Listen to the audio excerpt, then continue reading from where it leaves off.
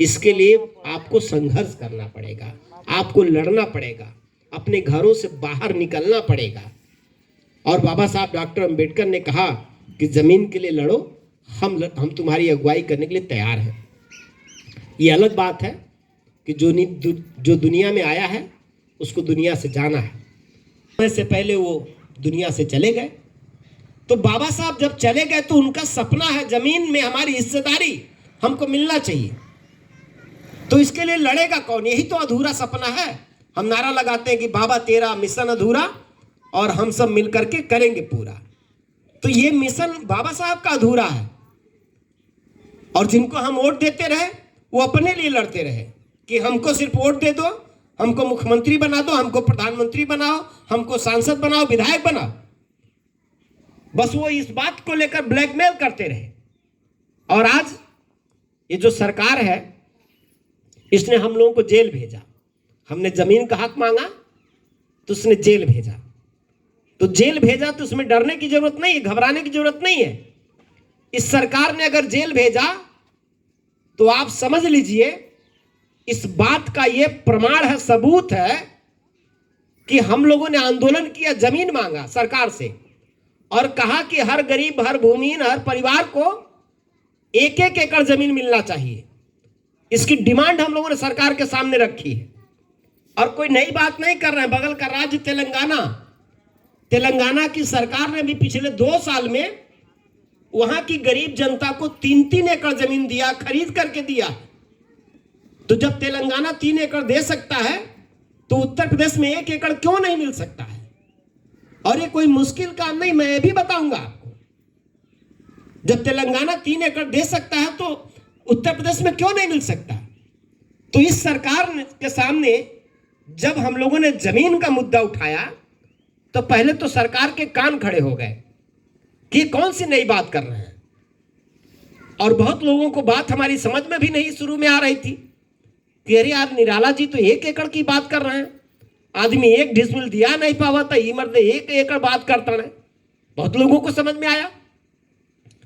और 1 एकड़ हम ऐसे थोड़ी कह रहे हैं, भारत सरकार की रिपोर्ट है कि आज भी हमारे देश में इतनी जमीन है कि अगर गरीब भूमिहीनों को जमीन दिया जाए तो सबके हिस्से में 3.5 एकड़ जमीन आ जाएगा। ये मैं नहीं कह रहा हूं, ये भारत सरकार की रिपोर्ट कह रही है। और हम तो 1 ही एकड़ मांग रहे हैं ना। तो जब सरकार की रिपोर्टें कह रही है कि इतनी जमीन है कि अगर बराबर बराबर बांटा जाए तो सभी भूमिहीन गरीबों के हिस्से में 3.5 एकड़ आ जाएगा, तो निराला तो 1 एकड़ की बात कर रहे हैं, हमको 1 एकड़ दे दो।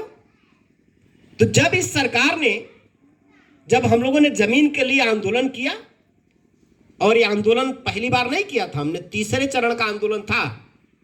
पहला आंदोलन हमने 17 दिसंबर 2022 को किया था, दूसरा आंदोलन 17 मार्च 2023 को किया था, और तीसरा आंदोलन 10 अक्टूबर 2023 को भी किया था। तो जब हम लोगों ने तीसरे चरण में आंदोलन किया और लाखों लोगों को लेकर के हम लोगों ने गोरखपुर के कमिश्नर को घेरा और कहा कि हम तभी हटेंगे जब जमीन मिलेगा। गोरखपुर कमिश्नर को क्यों घेरा? इसलिए घेरा कि मुख्यमंत्री उत्तर प्रदेश की सरकार का जो मुखिया है वो गोरखपुर का रहने वाला है। तो ये मौका था हमारे पास कि हम उत्तर प्रदेश की सरकार को गोरखपुर में ही घेर सकते हैं। तो हमने गोरखपुर के कमिश्नर को घेरा कि हम तुमको बाहर नहीं जाने देंगे, अब मुख्यमंत्री को बुलाओ तब तुमको हम छोड़ेंगे। तो हमारी माताएं बहनें थी, रात के 11 बजे, सवेरे 10 बजे से लेकर के रात के 11 बजे तक पूरा संघर्ष हुआ। उस दिन रात के 3 बजे हमारी गिरफ्तारी हुई। हजारों लोगों के बीच से गिरफ्तारी हुई थी और पूरे हजारों की संख्या में वहां पुलिस फोर्स तैनात किया गया था, लेकिन उनकी भी हिम्मत नहीं पड़ रही थी कि हमको सीधे गिरफ्तार कर पाए। तो जब उस आंदोलन पे हम लोगों ने पूरा दबाव बनाया तो सरकार ने हम लोगों को गिरफ्तार किया। तो गिरफ्तारी करना ही एक बहुत बड़ा सबूत है कि हम लोगों के आंदोलन से सरकार डर गई। जब नेता को सरकार गिरफ्तार करती है तो ये जान लीजिए कि सरकार अब डर गई। तभी तो सरकार के पास अंतिम हथियार और सबसे बड़ा हथियार क्या होता है कि नेता को गिरफ्तार करो। तो सरकार ने हमें गिरफ्तार किया, लेकिन सरकार यह नहीं कह पाई कि इनकी मांग गलत है, क्योंकि हमारी मांग अगर गलत होती तो सरकार की तरफ से जवाब आता कि इनकी मांग ही गलत है। हमारी मांग गलत नहीं है, लेकिन सरकार ने हमारे वाजिब मांग को दबाने के लिए, हमको डराने के लिए हम लोगों को गिरफ्तार किया। तो गिरफ्तार किया तो इसका सबूत है कि हम लड़ाई 75% जीत रहे हैं, क्योंकि सरकार डरी, इसका सबूत है ये।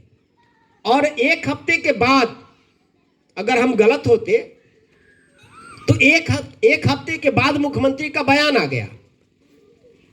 उत्तर प्रदेश सरकार का जो मुख्यमंत्री योगी आदित्यनाथ ने बयान दिया, 4 नवंबर को बयान दिया और कहा कि हम 2 महीने में 1.25 करोड़ लोगों को जमीन